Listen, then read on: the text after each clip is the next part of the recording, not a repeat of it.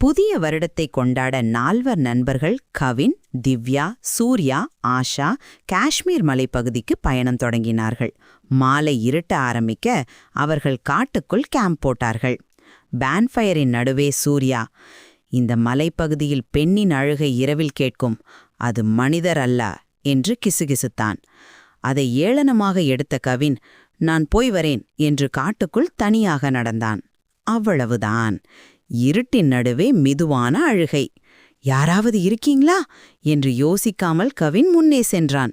அங்கே ஒரு அழகான பெண், நடுங்கிக் கொண்டு, கண்களில் நீர்.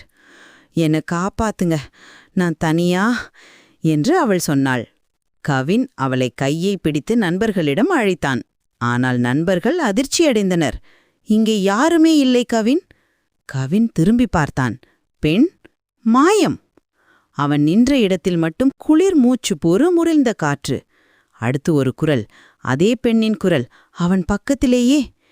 நீங்க மட்டும்தான் என்னை காண்றீங்க, இப்போ எங்க கூட வருவீர்களா? அவள் முகம் பிசாசு போல சுருண்டு கவினை இழுக்க ஆரம்பித்தது.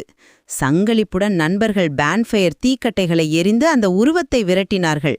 ஆனா அது முடிவில்லை. அந்த இரவு கார் ஓட்டி தப்ப முயன்றபோது அதே பெண் காரின் முன் தோன்றினாள். காருள்ளே திவ்யா திரும்பி பார்த்தாள். கவினின் கண்கள் சிவப்பு, சிரிப்பு மிருகம் போல. எனக்குள்ள இருக்காள் என்று கவின் சத்தமிட்டான். அவர்கள் ஓடி தப்பினர். ஆனால் ஆஷா மட்டும் அந்த ஆவிக்கு மாட்டிக்கொண்டாள். அடுத்த நாள் காலை ஆஷாவின் உடல் மட்டும் மலைக்காட்டில் கிடந்தது. அவள் முகத்தில் ஒரே ஒரு கேள்வி போல உறைந்த பயம்.